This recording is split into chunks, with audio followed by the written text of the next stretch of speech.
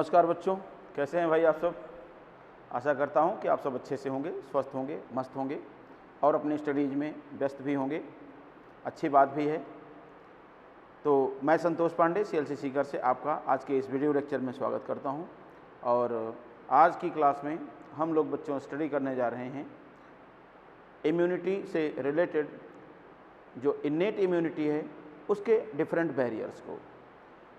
4 तरह के बैरियर्स बताए गए हैं NCERT में, जबकि कुछ बैरियर्स और भी हैं, उन्हें भी हम लोग डिस्कस करेंगे। ओके, तो बिना टाइम वेस्ट किए चलिए हम लोग स्टार्ट कर लेते हैं इन बैरियर्स से रिलेटेड स्टडी को। क्लियर, आइए स्टार्ट करते हैं। तो सिंपली यहाँ पर हम लोग देखेंगे बैरियर्स ऑफ इन्नेट इम्यूनिटी या जन्मजात प्रतिरक्षा के घटक भी कह सकते हैं इसको आप लोग, ठीक है ना। तो आप देखेंगे यहाँ हम स्टार्ट करने जा रहे हैं जन्मजात प्रतिरक्षा के घटक।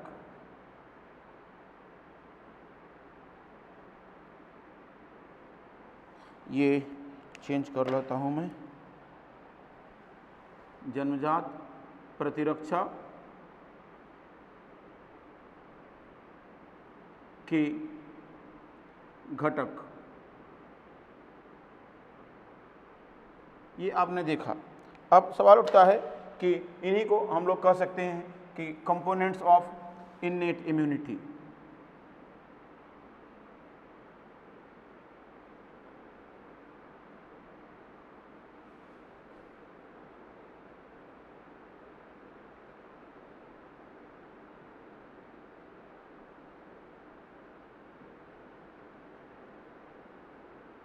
अब देखेंगे इसमें कि इन्नेट इम्यूनिटी के जो कंपोनेंट्स हैं वो कौन कौन से हैं।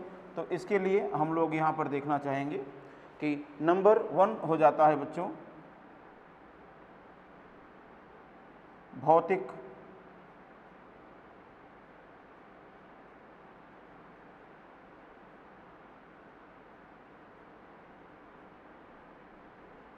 अवरोध।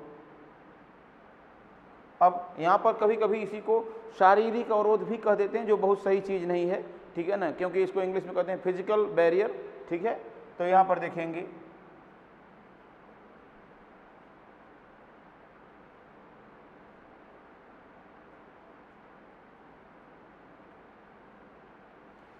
या इसके लिए हम लोग बात करते हैं फिजिकल बैरियर्स की। तो सिंपली आप देखेंगे कि अब इसमें किसको कहते हैं फिजिकल बैरियर। तो आप कहेंगे शरीर की वे रचनाएं जो अपारगम्य स्तर की तरह से कार्य करते हुए विभिन्न रोगजनकों को या प्रतिजनों को शरीर के भीतर सीधे प्रविष्ट होने से अवरोधित करती हैं। तो इसमें आप कहेंगे कि शरीर की वे रचनाएं जो अपारगम्य स्तर के रूप में प्रतिजनों को शरीर के भीतर सीधे प्रविष्ट होने से अवरोधित करती हैं।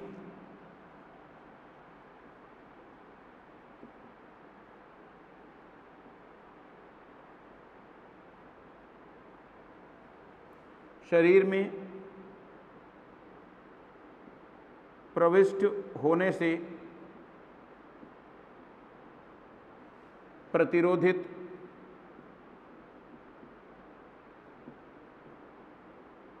करती हैं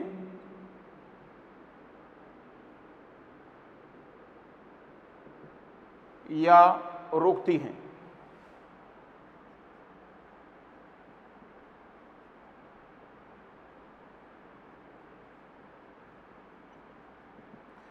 रोकती हैं बहुत सही नहीं है, ये एक्चुअल में प्रतिरोधित करती हैं, यह अधिक सही है।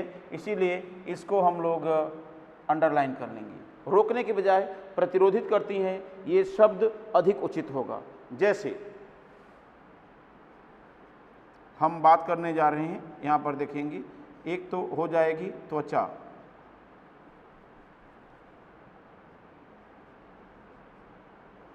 अब त्वचा की बात करेंगे तो सीधे कहेंगे कि इसकी केराटिन युक्त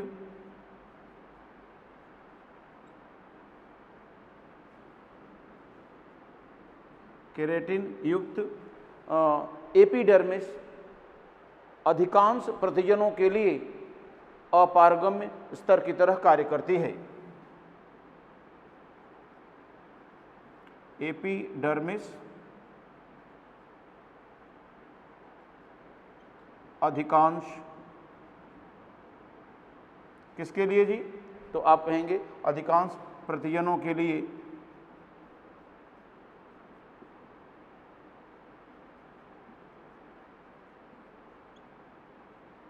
क्या करती है? तो आप कहेंगे अधिकांश प्रतिजनों के लिए अपारगम्य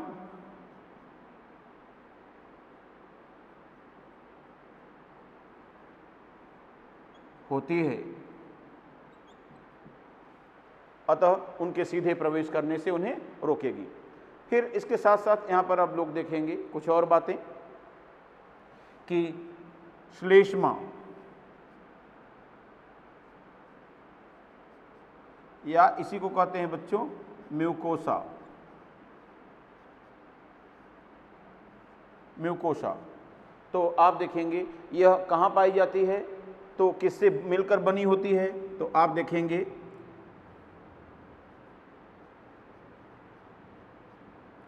श्लेष्म स्रावित करने वाली उपकला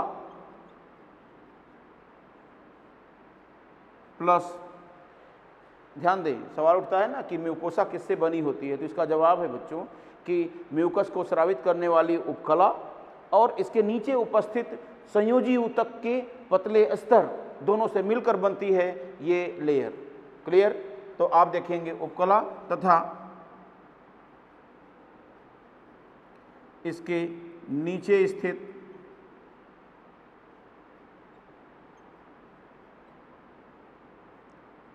संयोजी ऊतक, ये दो घटक होंगे, दो कंपोनेंट से मिलकर के बनती है कौन? ये श्लेष्मा। अब सवाल उठता है कि यह कहाँ पाई जाती है? तो आप कहेंगे यह आहार नाल, श्वास मार्ग व मूत्रजनन मार्ग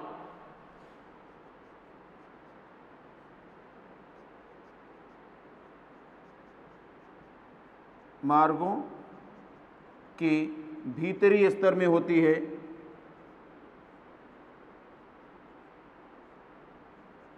के रूप में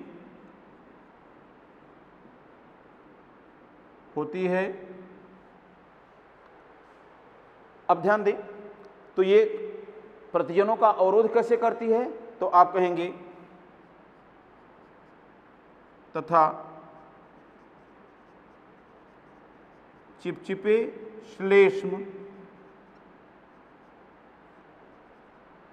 के द्वारा प्रतिजनों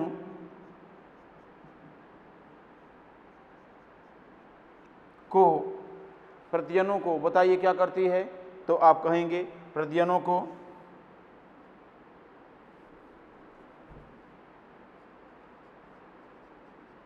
चिपकाकर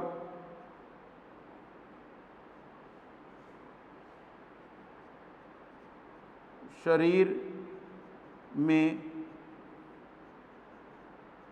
प्रविष्ट होने से बाधित करती है।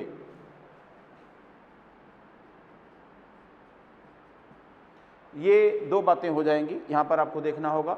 इस तरह से आपने म्यूकोसा से रिलेटेड बात समझ ली कि बनी किससे होती है और ये कैसे प्रतिजनों को बाधित करती है, इसको भी आपने देख लिया। अब हम लोग देखेंगे दूसरी चीज़, हम लोग देखें यहाँ पर, एक तो भौतिक अवरोध हो गए। अब दूसरे नंबर पर यहाँ पर आप देखेंगे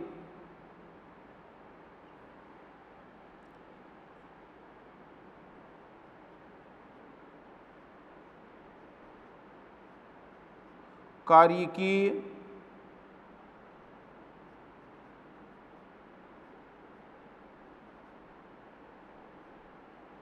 अवरोध। तो यहाँ पर आप देखेंगे कार्यकीय अवरोध का अर्थ होता है बच्चों कि फिजियोलॉजिकल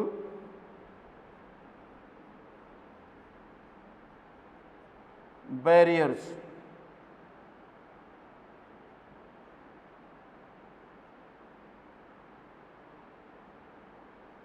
अब सवाल उठता है कि कार्यकीय अवरोध की बात करेंगे, फिजियोलॉजिकल बैरियर्स की बात करेंगे, तो इसमें आपको देखना होगा कि ये क्या है।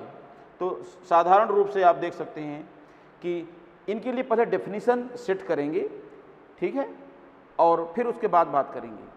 तो हमारे शरीर की सामान्य कार्यकी अर्थात नॉर्मल फिजियोलॉजी के समय स्रावित होने वाले ऐसे रासायनिक पदार्थ जो प्रतिजन रोधी प्रभाव रखते हैं, याद रखें मैंने क्या यूज किया, हमारे शरीर की सामान्य कार्यकी के समय स्रावित होने वाले, अर्थात इनका श्रवण पैथोजन आए तब भी है और अगर पैथोजन ना आए तब भी इनका श्रवण होता रहता है। क्लियर? तो यहाँ पर आप देखेंगे, इसीलिए सामान्य कार्यकी कहा है मैंने। तो आप देखेंगे शरीर की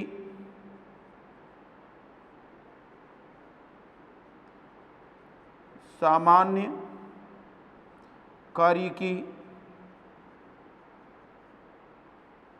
अर्थात नॉर्मल बॉडी फंक्शन या नॉर्मल फिजियोलॉजी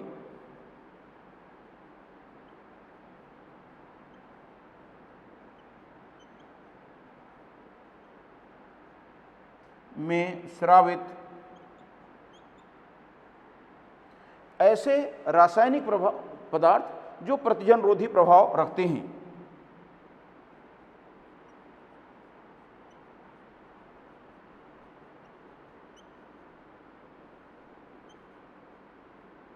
ऐसे रासायनिक पदार्थ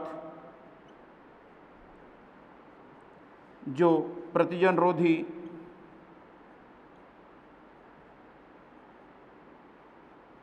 प्रभाव रखते हैं,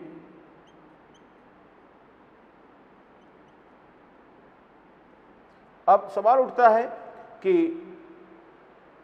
इस दोनों लाइन में सबसे जो महत्वपूर्ण बात है वो क्या है, सामान्य कार्यकी में स्रावित, अर्थात इनके स्रावित होने के लिए प्रतिजन आए यह बात आवश्यक नहीं है। तो अब देखेंगे एग्जाम्पल की बात करेंगे। तो आप देखिए क्या, तो सबसे पहले आप देखेंगे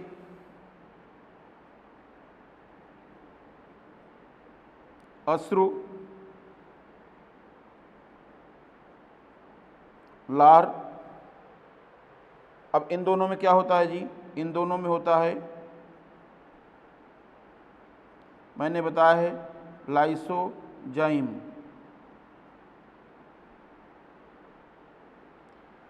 से युक्त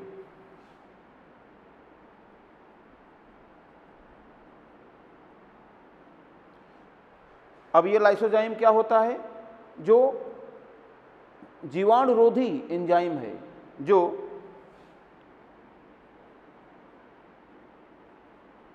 जीवाणुओं की कोशिका भित्ति को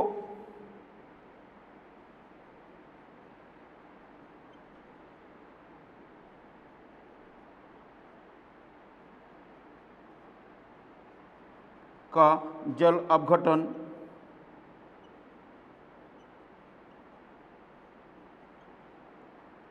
करके उन्हें नष्ट करता है।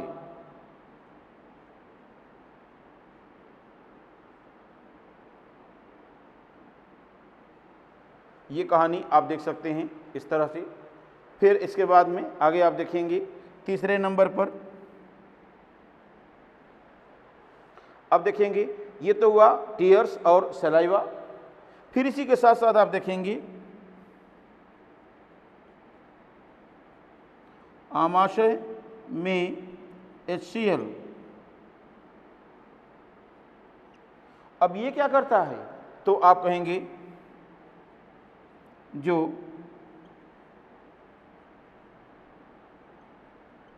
जीवाणुओं को नष्ट करता है, ये हो गया। फिर इसी के साथ साथ आप देखेंगे और भी कोई पदार्थ, जी हाँ आप बिल्कुल ले सकते हैं, आप ले सकते हैं सीबम, जो कान में स्रावित होता है, जीवाणुरोधी होता है। और तथा यहाँ पर आप देखेंगे लेसिथिन।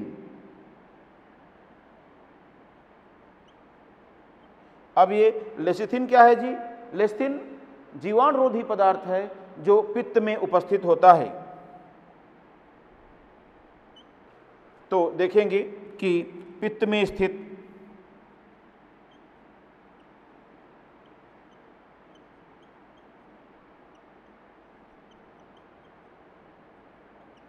जीवाणुरोधी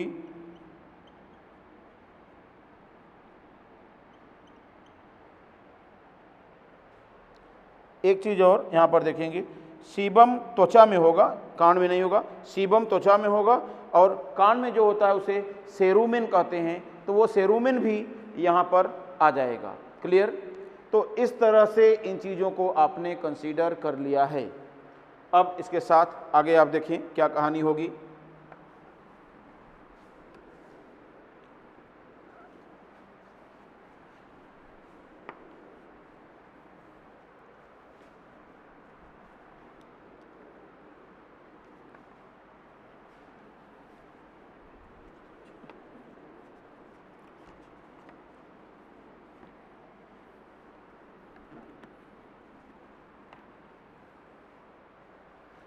ओके, तो यहाँ पर आप देखेंगे अब तक जिन चीज़ों को आपने डिस्कस किया है, ये दोनों घटक पैथोजन का प्रतिरोध तब करते हैं जब वह हमारे ऊतक में प्रविष्ट नहीं हुआ रहता। तो इसमें आपको एक नोट करके पॉइंट लिखना है बच्चों।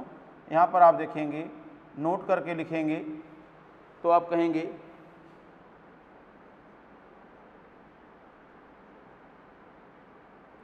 उपरोक्त भौतिक एवं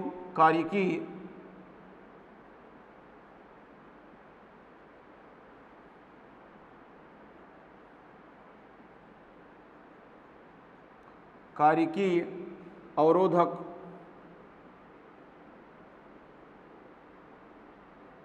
प्रतिजन का विरोध ऊतक में प्रवेश करने से पहले करते हैं।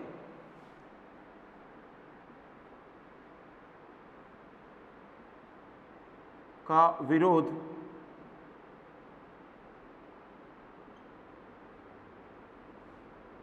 ऊतक में प्रवेश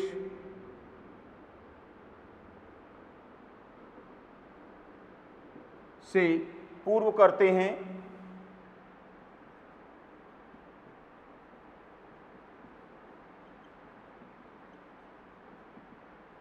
अतः इन्हें सुरक्षा की प्रथम पंक्ति कहते हैं।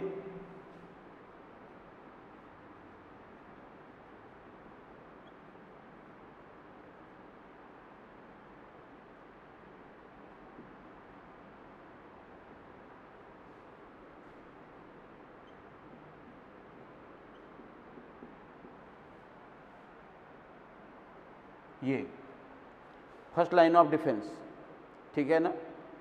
जबकि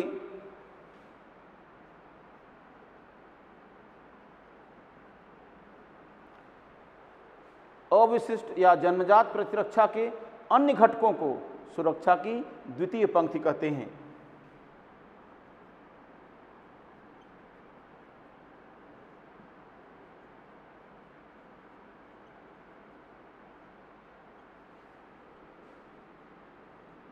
अन्य घटकों को, ध्यान दें, जन्मजात प्रतिरक्षा के अन्य घटकों को सुरक्षा की द्वितीय पंक्ति कहते हैं।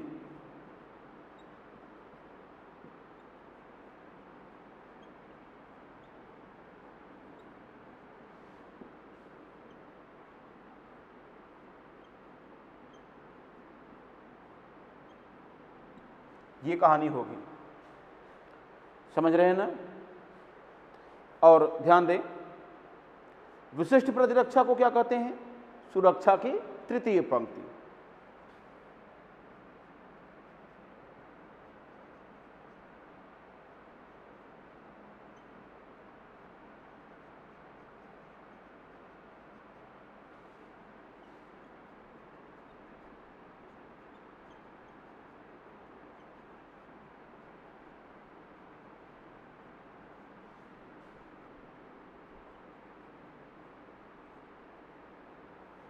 अर्थात थर्ड लाइन ऑफ डिफेंस कहते हैं। क्लियर? तो आपको बड़े आराम से याद हो जाएगा कि फर्स्ट लाइन ऑफ डिफेंस कौन है। तो इसमें आप कहेंगे कि इनेट इम्यूनिटी के फिजिकल और फिजियोलॉजिकल बैरियर्स को फर्स्ट लाइन ऑफ डिफेंस में कहते हैं। दूसरा, सेकेंड लाइन ऑफ डिफेंस कौन है? तो इनेट इम्यूनिटी के अन्य कंपोनेंट को सेकेंड लाइन ऑफ डिफेंस कहते हैं। क्यों? क्योंकि वो ऊतक में प्रजनन के प्रवेश के बाद कार्य करते हैं। और जो विशिष्ट प्रतिरक्षा के घटक हैं, स्पेसिफिक इम्यूनिटी की कंपोनेंट्स हैं, उनको कहा जाता है third line of defence. Clear है ना? तो बस इतना, इस तरह से तीनों को आप अलग कर सकते हैं आसानी से। फिर अब हम लोग देखेंगे जो थर्ड बैरियर है इनेट इम्यूनिटी का, थर्ड बैरियर, उसकी बात कर लेते हैं। तो यहाँ पर आप देखेंगे थर्ड है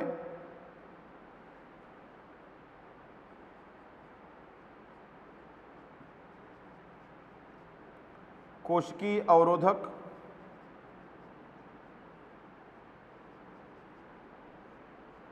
या सेल्यूलर बैरियर्स।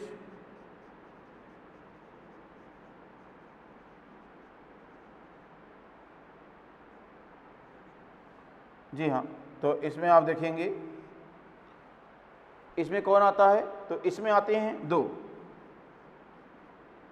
एक तो आते हैं महाभक्षकांड कोशिकाएं,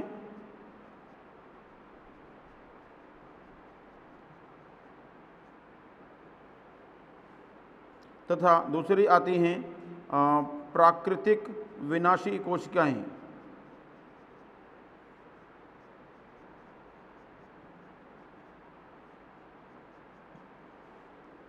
या NK सेल्स या नेचुरल किलर सेल्स।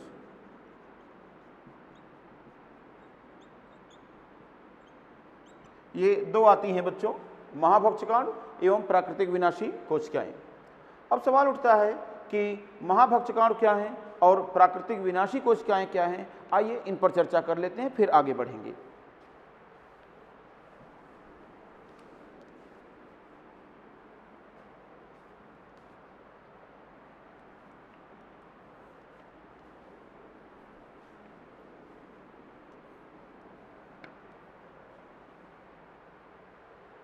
जी हाँ, महाभक्षकांड के लिए हम अलग से यहाँ पर देख लेंगे।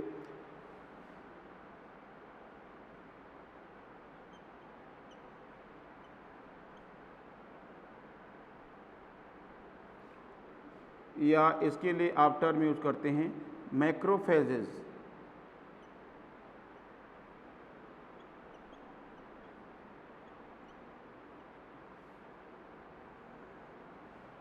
हाँ जी, सिंपली आप देखेंगे मैक्रोफेज का मतलब होता है, मैक्रो मीन्स होता है बच्चों बड़ा, और फेजीन मीन्स होता है फीडिंग, बड़ी चीज़ों को खाने वाला। जैसे सिंपली हम लोग देखें, अगर देखिए मान लीजिए यह एक सेल है यहाँ पर इस तरह से, और इस सेल के आसपास बहुत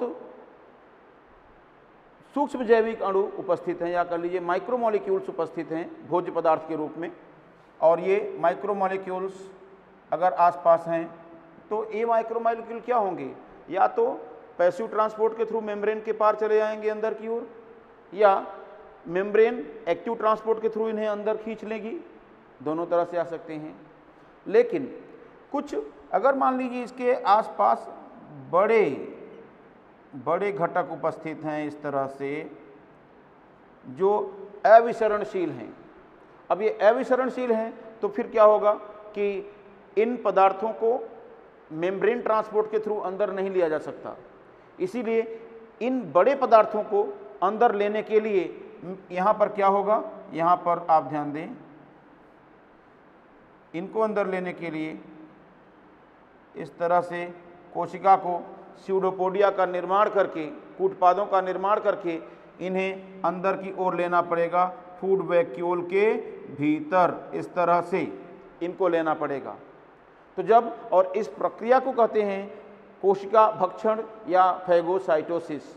तो इस प्रक्रिया का प्रदर्शन करते हुए बड़े पदार्थों को खाने वाली कोशिका को महाभक्षकाणु कहते हैं या मैक्रोफेज सेल कहते हैं। ठीक है, तो इसमें आप देखेंगे ये क्या है, तो आप लिखेंगे यह वे कोशिकाएं हैं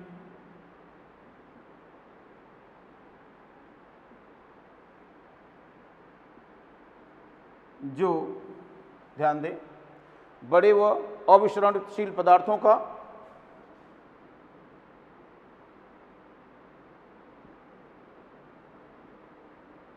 अविसरणशील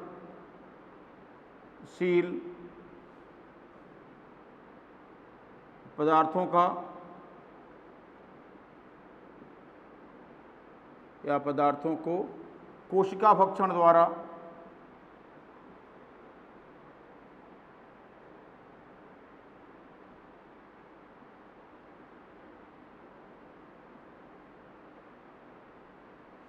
ग्रहण करती हैं।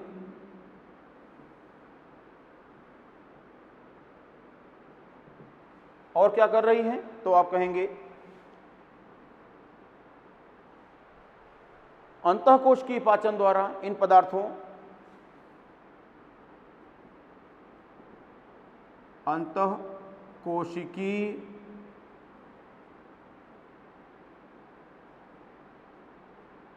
पाचन द्वारा इन्हें नष्ट करती हैं।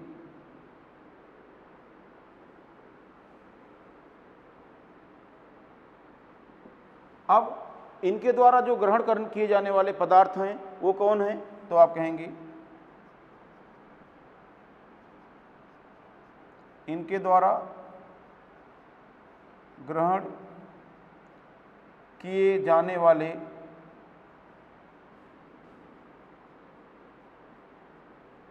पदार्थ। तो बताइए कौन कौन से पदार्थ ग्रहण किए जाते हैं इनके द्वारा, तो आप कहेंगे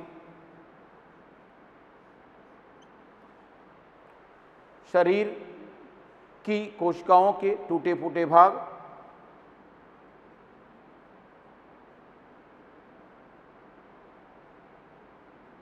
शरीर की सेल्स के टूटे फूटे भाग,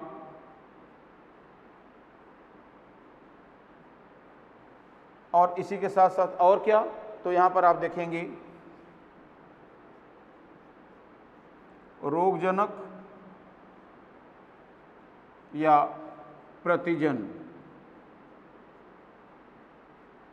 ये तो अब ये हो गई मैक्रोफेज से रिलेटेड बात। और अगर मैक्रोफेज से रिलेटेड इतनी बातें हो गई तो अब हमें थोड़ा जानना होगा मैक्रोफेज के प्रकार। ठीक है ना, कौन सा, मैक्रोफेज के प्रकार। आइए देखते हैं।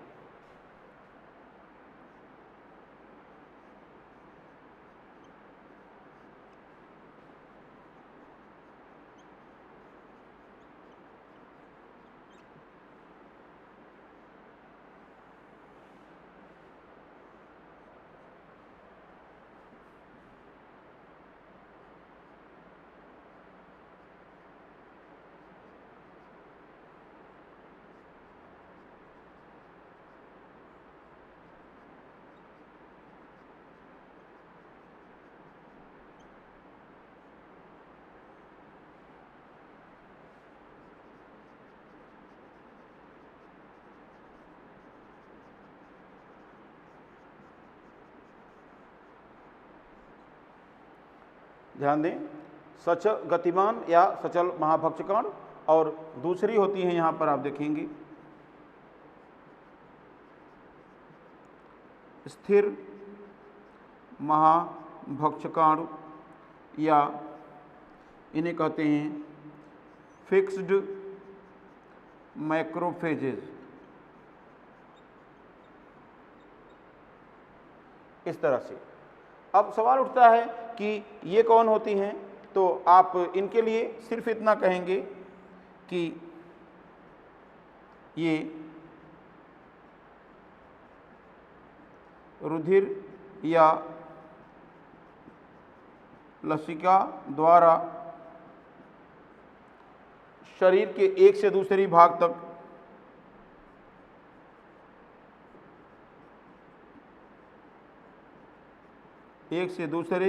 भागों तक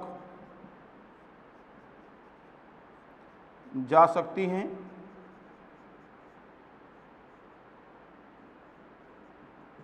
इस तरह से अगली कंडीशन यहाँ पर आप देखेंगे कि अगली बात यहाँ पर हम करें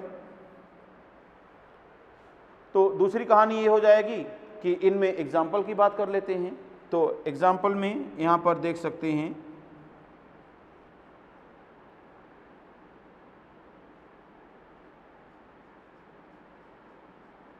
PMNL अर्थात पॉलीमॉर्फो न्यूक्लियर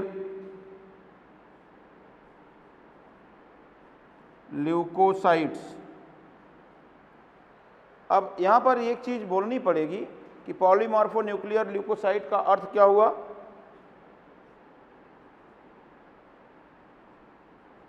बहुरूपीय, जी हाँ, बहुरूपीय केंद्रक से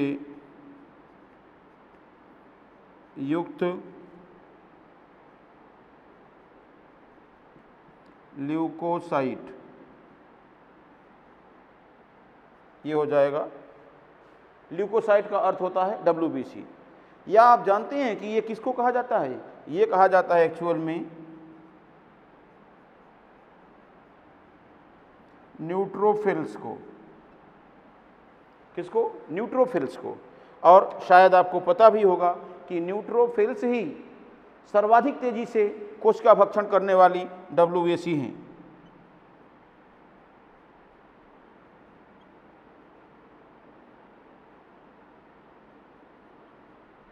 तीव्रता से कोशिका भक्षण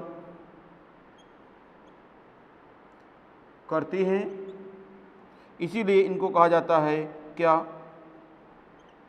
मोस्ट एक्टिव WBC। एक तो ये हो गया। दूसरे नंबर पर आप देखेंगे यहाँ पर दूसरा एग्जाम्पल है मोनोसाइट्स का।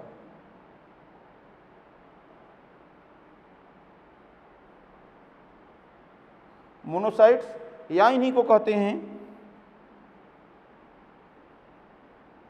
लार्जेस्ट WBC, या इन्हीं को कहा जाता है मैक्रोफेज ऑफ ब्लड।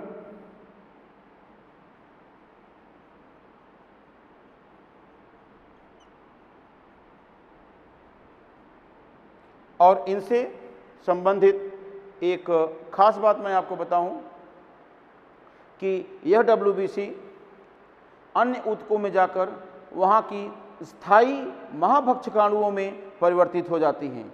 इसीलिए इनको कहा जाता है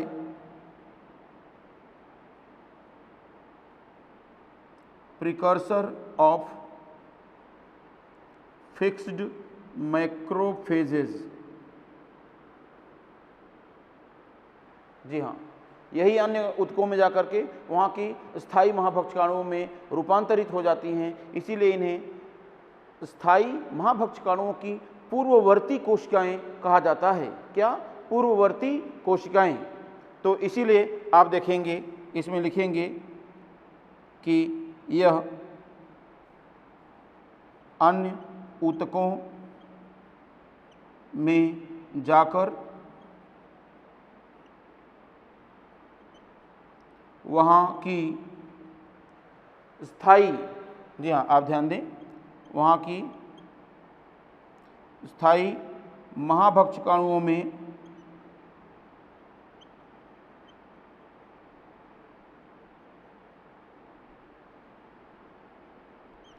परिवर्तित हो जाती हैं या रूपांतरित हो जाती हैं।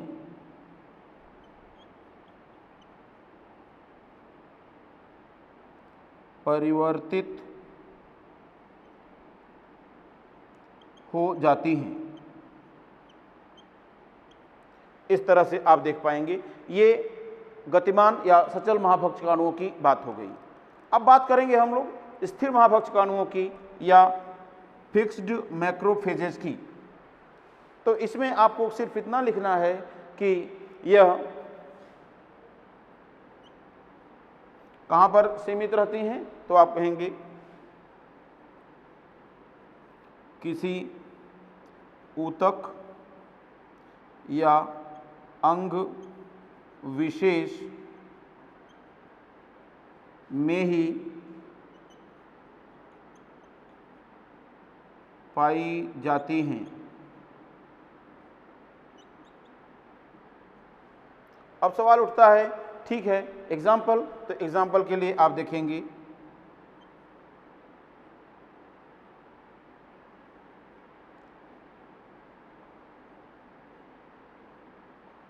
कफर सेल्स इन लीवर, और इसी के साथ साथ आप देखेंगे एक और बात, तो इसमें आप कहेंगे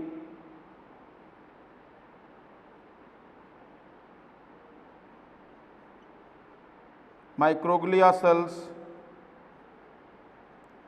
इन ब्रेन और डस्ट सेल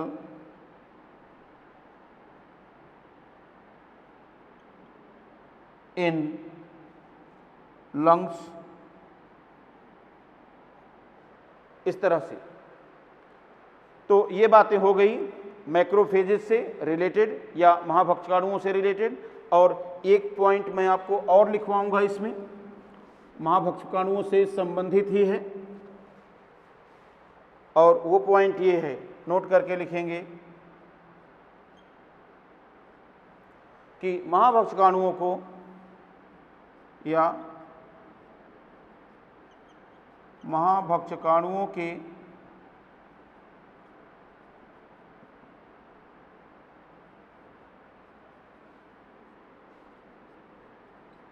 अन्य नाम, इन्हें और क्या कहते हैं, तो इन्हें कहते हैं, आप देखिए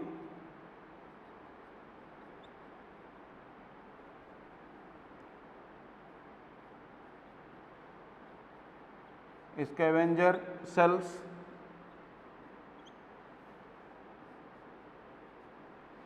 या सफाई कर्मी कोशिकाएं,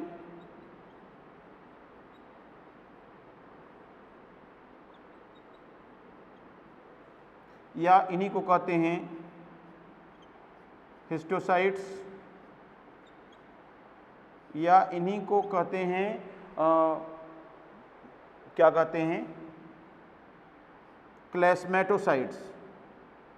जी हाँ, यहाँ मैं लिख रहा हूँ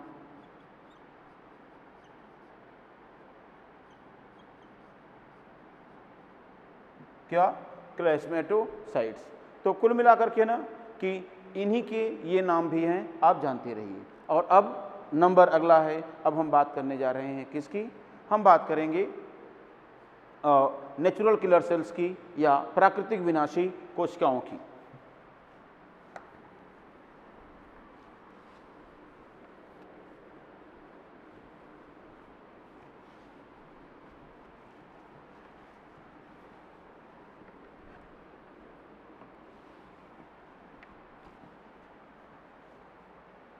जी हाँ, हमें देखना है प्राकृतिक विनाशी कोशिकाएं।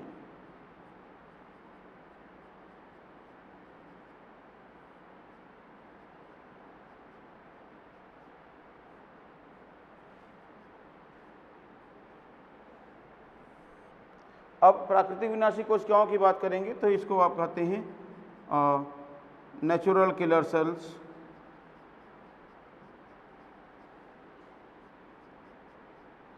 या एनके सेल्स।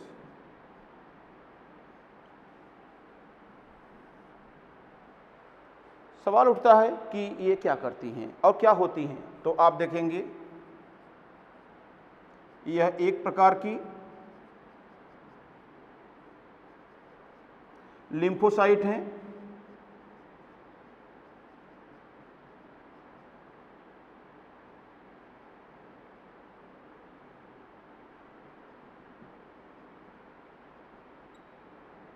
परंतु यह टी लिम्फोसाइट्स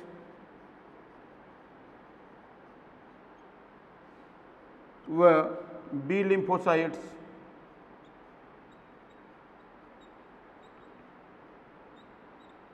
से अलग हैं।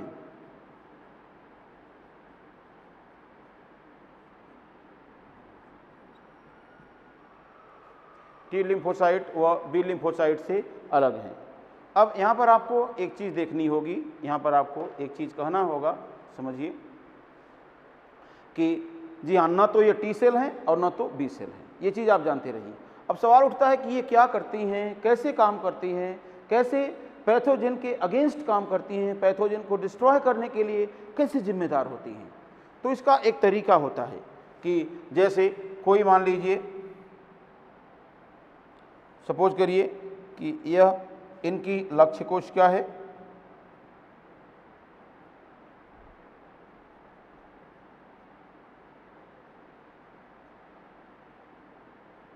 अब लक्ष्य कोशिका की बात करें तो इसमें आप देखेंगे अब लक्ष्य कोशिका के रूप में क्या हो सकती है, तो इन नेचुरल किलर की लक्ष्य कोशिकाएं हो सकती हैं शरीर की संक्रमित कोशिकाएं या शरीर में आया हुआ कोई रोगजनक। तो आप देखेंगे शरीर की संक्रमित कोशिका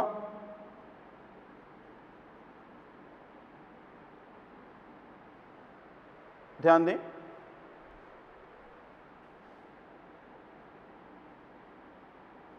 रोगग्रस्त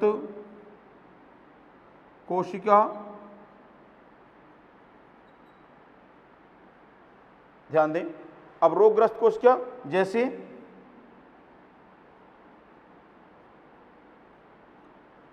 ध्यान दें, जैसे की बात करेंगे तो इसमें आप कहेंगे जैसे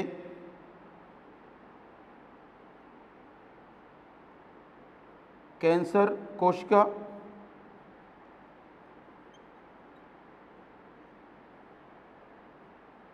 या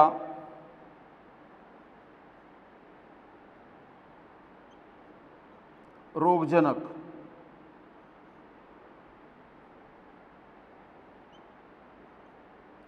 ये इसकी लक्ष्य कोशिका हो सकती हैं, किसकी?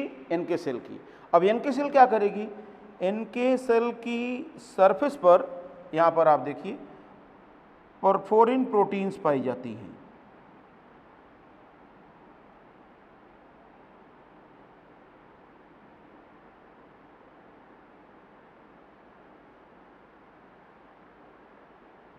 ध्यान दीजिए, क्या पाई जाती हैं?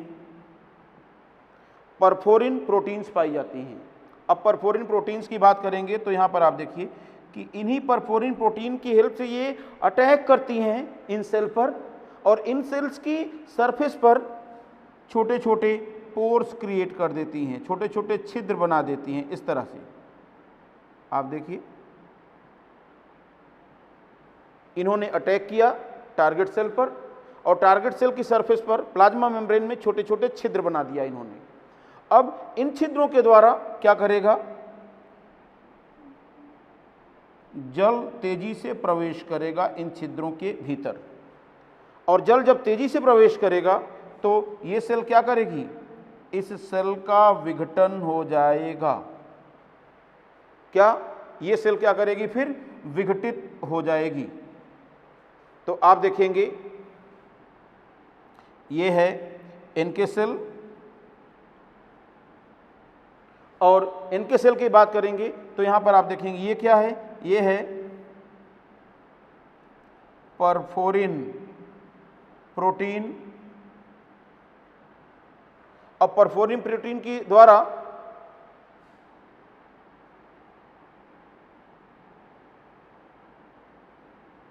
छिद्र का निर्माण कहां पर किया गया, ये छिद्र का निर्माण किया गया लक्ष्य कोशिका की सतह पर, जिससे जल का प्रवेश होगा। और यहां पर देखेंगे लक्ष्य कोशिका का विघटन,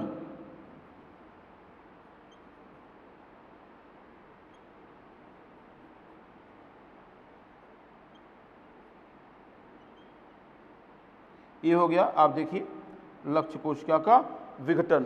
तो सवाल उठता है कि अब इनके लिए हम क्या लिख सकते हैं, तो हम कह सकते हैं कि यह अपनी सतह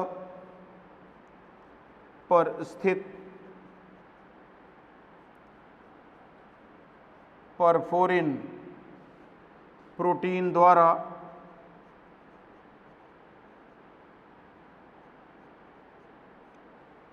लक्ष्य कोशिका की सतह पर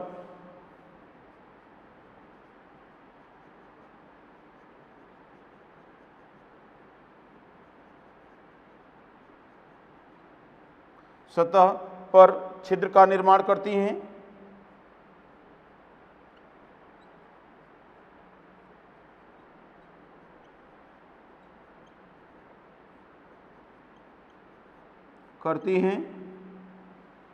जिससे लक्ष्य कोशिका में जल का तेजी से प्रवेश होने के कारण वह विघटित हो जाती है, जिससे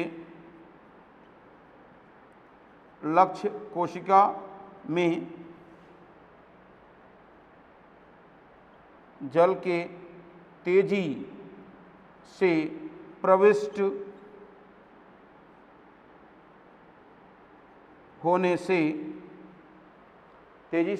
होने से बताइए क्या हो जाएगा, तो आप कहेंगे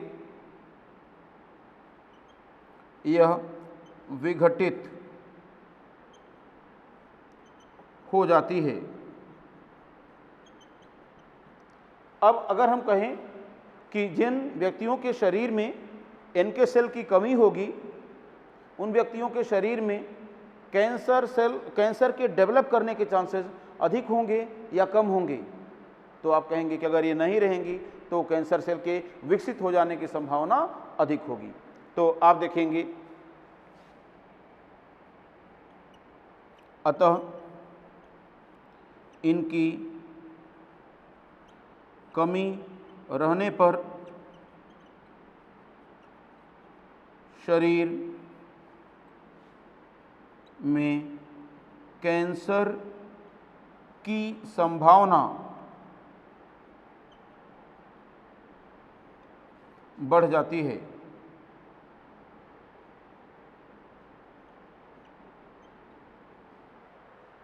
तो ये कहानी हो जाएगी। इस तरह से आप देख सकते हैं NK सेल से संबंधित यहाँ पर आपके सवाल समाप्त हो जाते हैं। अब इसी के साथ हम एक और बात करते हैं। कौन सी बात, आइए उसको देख लें।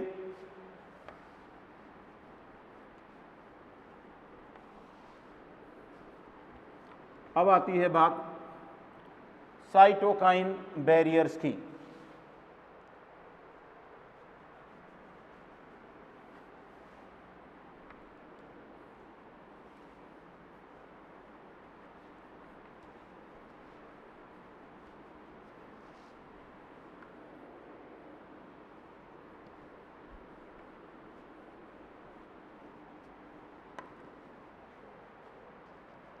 ओके, बात करेंगे बच्चों साइटोकाइन बैरियर की।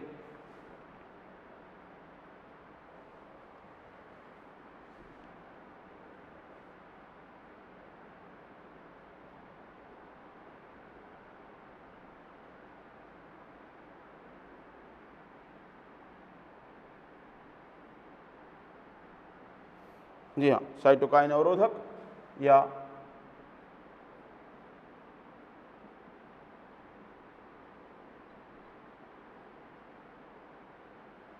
Cytokine barriers. आपको बच्चों यहाँ पर देखना पड़ेगा, यहाँ पर देखना होगा, क्या समझते हैं इसको? तो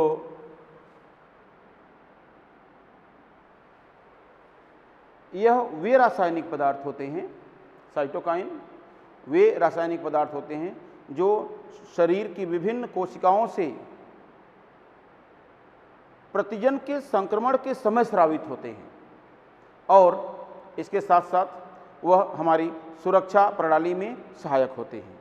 तो हमारी ध्यान दें, हमारे प्रतिरक्षा में सहायक वे रासायनिक पदार्थ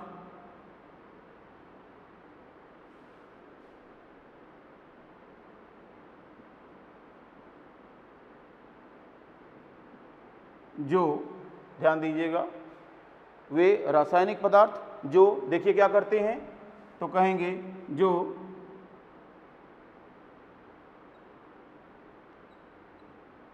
प्रतिजन के आक्रमण के समय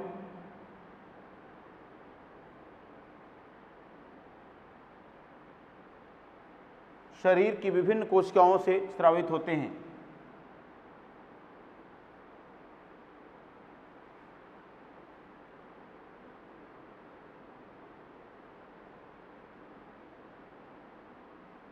विभिन्न कोशिकाओं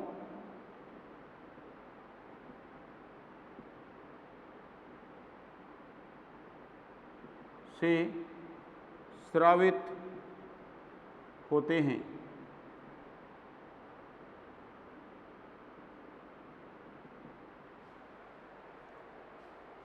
समझ रहे हैं ना? तो इस तरह से आप देख पाएंगे हमारे प्रतिरक्षा में सहायक वे रासायनिक पदार्थ जो प्रतिजन के समय शरीर की विभिन्न कोशिकाओं से स्रावित होते हैं। अब सवाल उठता है कि जैसे आप देखेंगे, जैसे, तो जैसे में कई होते हैं, जैसे आप देखेंगे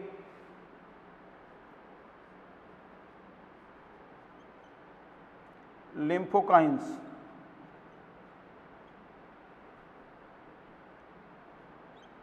लिम्फोकाइंस। अब लिम्फोकाइंस क्या है? तो आप लिखेंगे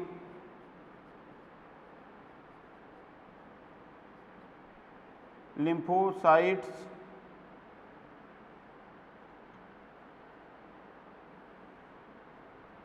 से स्रावित साइटोकाइन, साइटोकाइन जो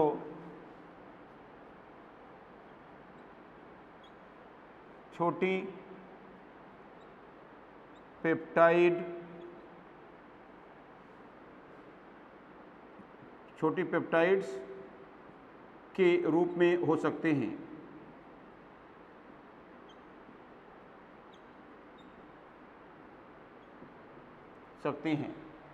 इसी के साथ साथ आप देखेंगे एक और है इंटरल्यूकिन।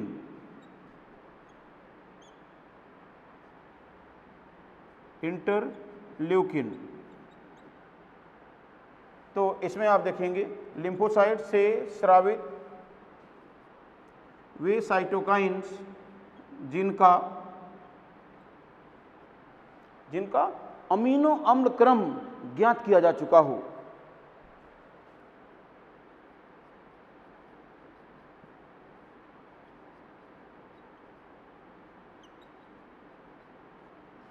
क्रम ज्ञात किया जा चुका हो, इस तरह से। और इसी के साथ साथ यहाँ पर आप देखेंगे नेक्स्ट हो जाएगा, आप देखिए इंटरफेरॉन्स।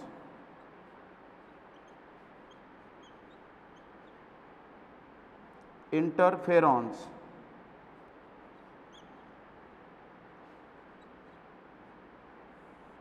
अब इंटरफेरॉन्स क्या है?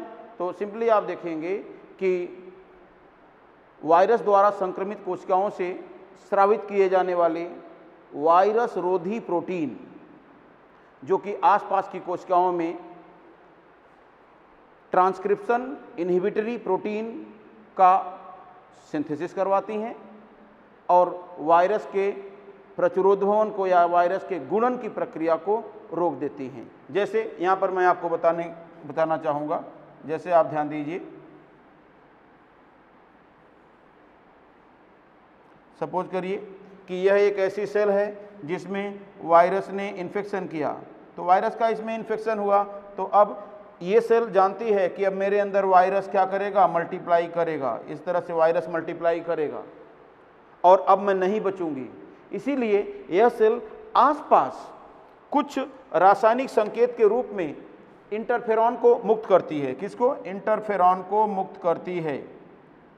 और ये इंटरफेरॉन आसपास की पड़ोसी कोशिकाओं पर जुड़ जाते हैं और इन कोशिकाओं पर जुड़ करके यह आसपास की कोशिकाओं को संकेत देते हैं या प्रेरित करते हैं इस बात के लिए कि ये कहते हैं कि तुम एक ऐसी प्रोटीन बनाओ, इस तरह की प्रोटीन बनाओ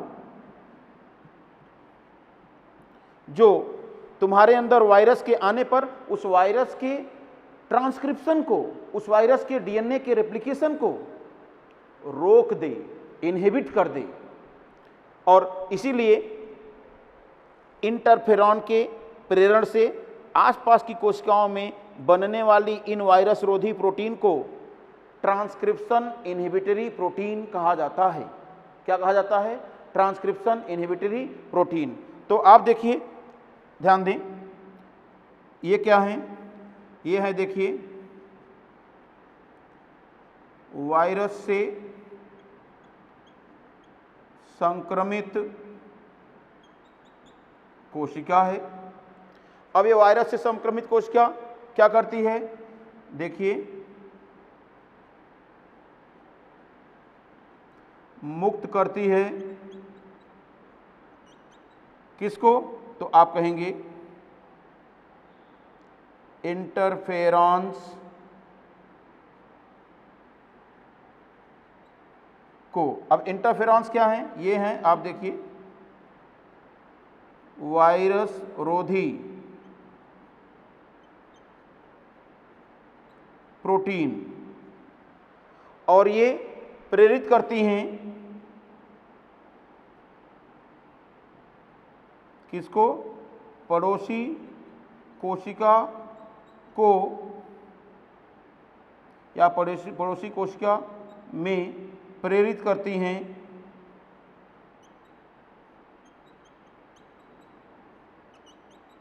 किसको प्रेरित कर रही हैं जी? तो आप देखेंगे टीआईपी निर्माण को। अब आप कहेंगे टीआईपी क्या है? ट्रांसक्रिप्शन इनहिबिटरी प्रोटीन के निर्माण को प्रेरित करती हैं। और ये क्या करती है? ये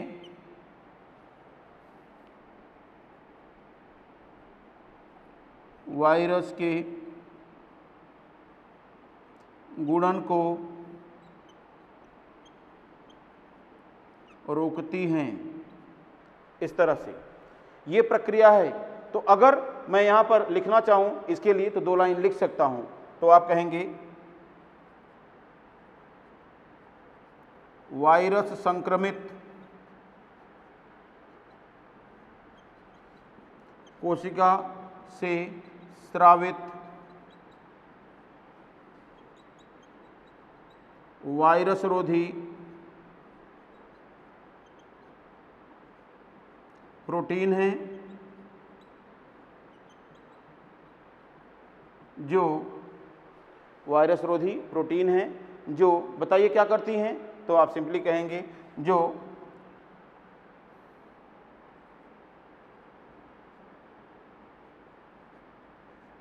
पड़ोसी कोशिकाओं में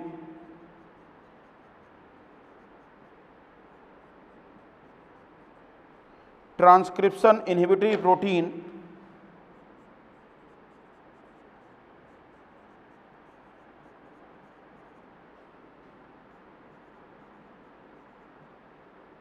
इनहिबिटरी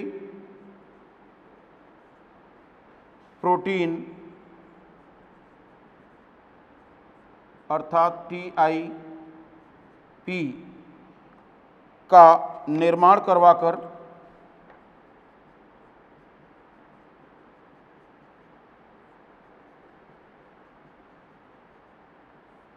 वायरस के गुणन को या इन कोशिकाओं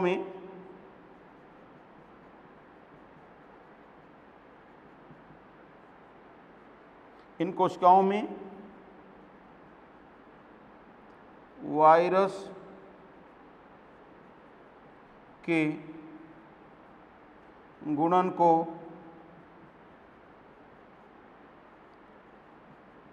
रोकती हैं। समझ रहे हैं ना? तो ये कहानी है, इस कहानी को आप यहाँ पर समझें। ओके, तो इस तरह से आपने देख लिया है इन चीज़ों को। क्लियर? तो ठीक है, 1 घंटे का टाइम कंप्लीट हो चुका है। आगे के जो इसके बैरियर हैं इन्नेट इम्यूनिटी के, उन बैरियर की चर्चा हम लोग अगली क्लास में करते हैं। तब तक के लिए दीजिए मुझे इजाज़त। जय हिंद, जय CLC।